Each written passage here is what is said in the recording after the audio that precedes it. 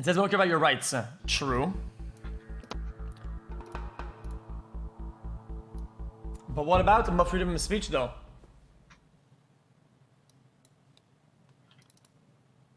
Welcome to Audit the Audit, where we sort out the who and what and the right and wrong of police interactions. This episode covers filming police officers, First Amendment retaliation, and breaches of the peace. It's brought to us by a private submission. Be sure to check out the description below and give them the credit that they deserve. On July 23rd, 2022, animal rights activist Curtis Vollmer attended a Pioneer Day celebration in Beaver, Utah, along with several other members of the animal rights organization Direct Action Everywhere. The activists hope to engage the community in conversation about an upcoming trial for two animal rights activists who are facing criminal charges for having filmed conditions inside the local Smithfield Foods facility and rescuing two dying piglets while they were there. Originally, the activists hoped to set up a booth, but upon arrival, were told that they needed a permit. So Mr. Vollmer chose to stand on a public sidewalk near the festival instead. After handing out flyers and obtaining signatures for a petition against Smithfield Foods for several hours, Mr. Vollmer was approached by officers from the Beaver County Sheriff's Office. You have to have a permit. Permit for a sidewalk? Let me get my camera on too. Sure. Okay. You're not. This is not a good look. You're not to be spreading. This is not a good look. You're not supposed to be down here. This is public property. You're not to be down here doing this. Do you realize that your company caused a problem in our community? Do you have anything relevant to say to me? Yes, I do. Okay. I've asked you to stop. Okay, I'm on public property. You need to stop. Do you realize you're not wanted in this community and you've been asked to leave? I don't care. I know you don't care. That's the problem with your group. You just don't care about people or anybody. Do you understand? You've been asked to leave. All of this for handing out some flyers. This is how much promotion. All of this because your group has been a direct influence on shutting down Smithfield Foods. You don't realize that's the major employer in our county? You don't think I know that? There's a lot of people that have lost their jobs, and you come into this community and pour salt into the wounds of the people that have lost their jobs. It's not the intent. You need to well, I don't care what the intent is. What you're doing is causing a disturbance in the community. I'm not trying to cause a disturbance. Well, I'm just trying to have conversations with people. You are. And if people don't want to talk with me, I say thanks for your time and on with your day. Okay. I'm going to stand right here and I'm going to tell people not to talk to you. Then fine, do that. This is great content for us. Absolutely ridiculous. This is very anti-free speech. It's not permission to put me on your film, on your camera. Okay, are you a public servant? Yes, I am. Okay, well then you can be filmed. No, I cannot. Not a volunteer, public servant. Okay, you got a badge on. I'm a volunteer. Now get your camera off. You need to stop. Stop what, sir? Okay, it's causing a problem in our community. I'm not trying to cause any problems. Well, you are. When someone's asking you like this, a public servant, he's a volunteer, he's asking you nicely to please don't film him. Okay. And we're asking you to stop filming him. Okay, I won't film him. We're giving you a lawful order to not do that. Okay. If you violate that lawful order, then you're causing This guy is dumb as fuck. I don't even know what's going on. We're not filming him anymore. Okay? We're filming you two. One of the volunteer officers informs Mr. Vollmer that he does not consent to being filmed. And when Mr. Vollmer protests, Deputy Law states that he was given a lawful order not to film the officer, and he will be committing the crime of disorderly conduct if he disobeys it. Under Section 76-9-102 of the Utah Code, quote, an individual is guilty of disorderly conduct if the individual refuses to comply with the lawful order of a law enforcement officer to move from a public place or an official meeting, or knowingly creates a hazardous or physically offensive condition by any act that serves no legitimate purpose, or intending to cause public inconvenience, annoyance, or alarm, or recklessly creating a risk of public inconvenience, annoyance, or alarm, the person engages in fighting or in violent, tumultuous, or threatening behavior, makes unreasonable noises in a public place or an official meeting, makes unreasonable noises in a private place, which can be heard in a public place or an official meeting, or obstructs obstructs vehicular or pedestrian traffic in a public place or an official meeting. While the statute does prohibit disobeying a lawful order to move from a public place or official meeting, it does not allow for a disorderly conduct conviction for refusing any other lawful order, including an order to stop filming. Further, even if the disorderly conduct statute did make it illegal to disobey such an order, a court would likely conclude that the order to stop filming a police officer in public was not lawful. In the 2022 case of... Why would you tell you to drop your pen and get naked for no reason? It's a lawful order, but I mean... Irizarry versus Yahia, the 10th Circuit Court of Appeals, which has jurisdiction over Utah, officially recognized the, quote, First Amendment right to film the police performing their duties in public, and held that this right was clearly established law as of 2019. In reaching the conclusion, the court looked to, quote, 3 well-established First Amendment principles that show that filming the police performing their duties in public is protected activity. First, the court noted that, quote, a major purpose of the First Amendment was to protect the free discussion of governmental affairs. Filming the police and other public officials as they perform their official duties acts as a watchdog of government activity and furthers debate on matters of public concern. Additionally, the court reasoned that, quote, without some protection for seeking out the news, freedom of the press would be eviscerated, that there is, quote, an undoubted right to gather news from any source by means within the law, and that video recording is, quote, unambiguously speech creation, not mere conduct. Given the incontrovertible... I'm not this big, like, anti-cop Andy, okay? I'm usually in the middle, because it's like, okay, but listen, the cops, they kind of work for the people. Their only job is to serve the people, okay? Okay? When they're being filmed, it's fine. They don't... If they make them uncomfortable, this is just dumb. It shouldn't, okay? They're out there doing their job as public servants. If you film them for quality control, what the fuck... You're like almost like an employer, man. You pay your taxes. What do they do? They pay for that shit.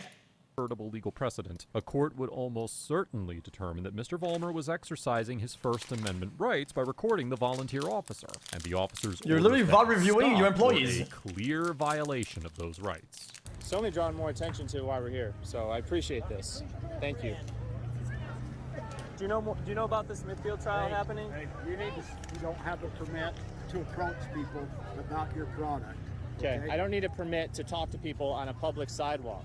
You're causing a problem in the community. I'm not. I'm asking people if they want to have a conversation. If they say no, I let them go. People That's have it. come to us. Sure. They do not want you here. Okay, that's fine. Then I'm keeping the peace, and I'm asking you to leave. All we're asking people. No, I'm asking you to leave. Okay. Here's an example of... Prepare for librarians too. If we film them too, and their job, it would be weird. It's a public place. You probably film them. Yeah, that's fine. What kind of argument is that? Librarians, dumb fuck. I think there's a difference between filming outside, policing their work, and going inside of a library and going, hey, say cheese, say cheese. I think the extent of which you're stretching that fact is fucking stupid. Shut up, you moron. About the Smithfield trial? Yo, film this dick, They man. don't want to talk. Okay, that's it. I move on. People don't want to talk. We move on. Everybody, Have y'all heard about the Smithfield trial? The upcoming Smithfield trial? These are the people that are trying to shut down Smithfield. Okay? It's not true. These are the people that are trying to shut down Smithfield. It's not true. Mr. Vollmer attempts to speak with multiple members of the public, and each time, Deputy Woolsey tells them not to speak with him because he is trying to, quote, shut down Smithfield. While police officers do have First Amendment rights as citizens of the United States, as government employees, they can face consequences for their speech in ways that private citizens cannot. Because these are lawful orders now, right? While on duty and in uniform. As the Supreme Court described in the 1983 case of Connick versus Myers, decisions as to when a government employer can take corrective or disciplinary action against an employee for speech must, quote, seek a balance between the interests of the employee as a citizen in commenting upon matters. I'm telling you that, you know he's doing this and he shouldn't. Tell people not to engage with somebody. What if they don't? Are they breaking a law? Well, they kind of are, so he shouldn't be doing that shit. matters of public concern, and the interest of the state as an employer in promoting the efficiency of the public services it performs through its employees. Similarly, the court noted in the 1994 case of Waters versus Churchill that for speech by a government employee to be protected by the First Amendment, it, quote, must be on a matter of public concern, and the employee's interest in expressing herself on this matter must not be outweighed by any injury the speech could cause to the interest of the state as an employer in promoting the efficiency of the public services it performs through its employees. Here, while Deputy Woolsey's speech was undoubtedly on a matter of public concern, the court would most likely determine that his interest in expressing his opinion at the time, and in the way that he did, was outweighed by the potential injury to the state's interests, as his actions likely constituted so-called First Amendment retaliation against Mr. Vollmer for his protected speech. In general, the First Amendment prohibits the government from retaliating against an individual for exercising protected expression. As the 10th Circuit... acting like Legos morals. Alright, guys, here is this guy, okay? His name is Pepega, okay? Look at this guy. Cops deserve rights like normal civilians. You are dumb. If you're a cop and you say, do not talk to this person, okay? As a cop, you can't say that if there's no goal behind it that does anything. Bro, you're literally giving an order. Hello, Mr. Q. You're leaving an order to people randomly because you don't like what he's saying. That's so stupid. That goes against your freedom of speech, goes against his freedom of speech.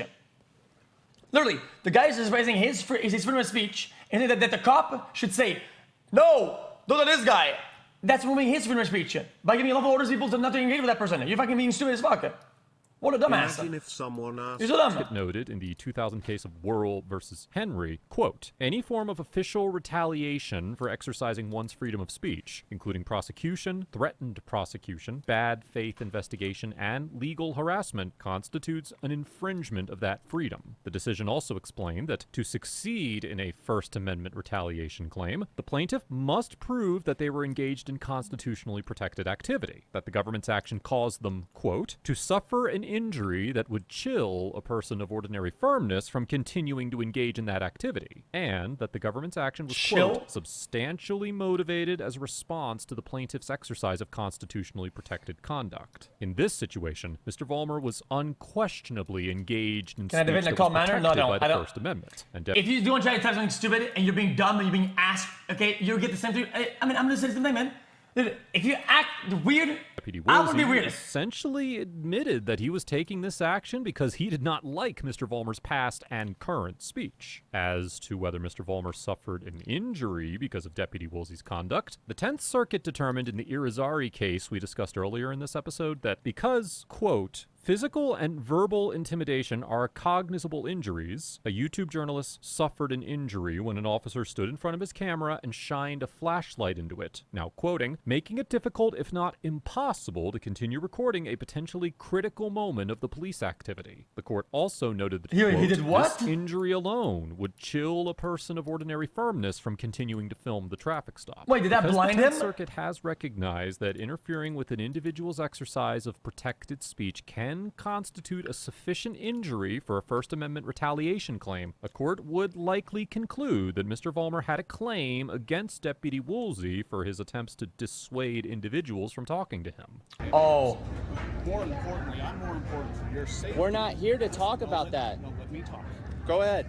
I'm more worried about what people here how they feel towards you and your protest. So I'm more or less walking. We're not protesting. Let me finish. Don't cut me off, please. I'm more worried about your safety and about some of these citizens being upset with you than anything.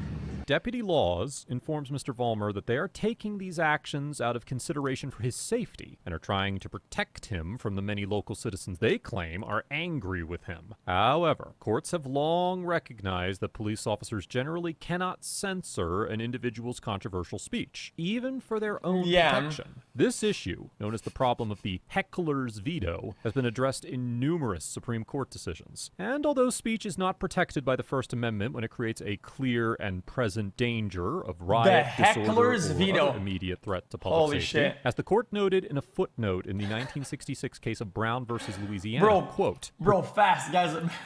Participants in an orderly demonstration in a public Hey, place but in the are Supreme not Court, we have to discuss chargeable the with heckler's danger veto. that their critics might react with disorder or violence. In the 1949 case of Terminiello versus Chicago, the Supreme Court overturned a disorderly Good conduct take. Okay, conviction shut up, against dude. a suspended Catholic priest who, in an address that he delivered in a Chicago auditorium, quote, condemned the conduct of the crowd outside and vigorously, if not viciously, criticized various political and racial groups. Despite the fact that police officers assigned to the meeting to maintain order were not able to prevent several He did what? disturbances, and, quote, the crowd outside was angry and turbulent, the court determined that he could not be convicted for disorderly conduct simply because his speech caused, quote, a breach of the peace. In reaching this conclusion, the court explained that, quote, a function of... I'm not taking the chat for no reason, dude. If I want to go to chat now with people that don't agree with this, okay?